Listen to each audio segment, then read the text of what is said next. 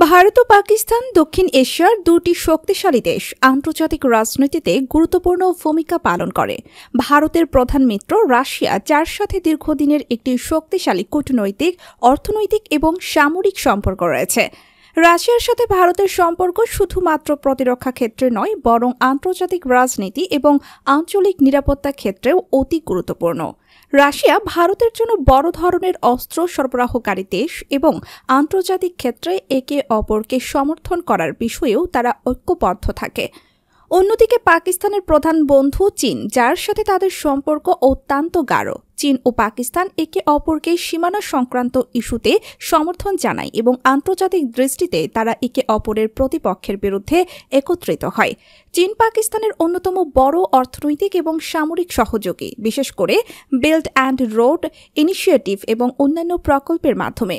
ভারতের সম্পর্ক শুধু রাশিয়ার সাথে সীমাবদ্ধ নয়, ভারতের ঘনিষ্ঠ বন্ধুদের তালিকায় যুক্তরাষ্ট্র এবং ইউরোপীয় ইউনিয়নও রয়েছে।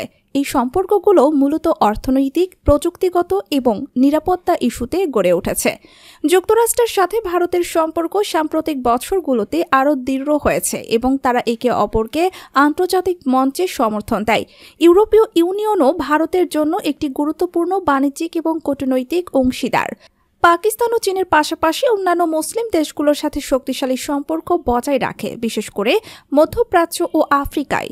এই দেশগুলো পাকিস্তানকে নানা ক্ষেত্রে সমর্থন দিয়ে থাকে, বিশেষ করে রাজনৈতিক এবং অর্থনৈতিক অঙ্গনে। পাকিস্তানের জন্য আরব বিশ্ব এবং মধ্যপ্রাচ্য অত্যন্ত গুরুত্বপূর্ণ, যেখানে তারা তাদের কূটনৈতিক শক্তি এবং অর্থনৈতিক সম্পর্ক বৃদ্ধি করতে সক্ষম হয়েছে।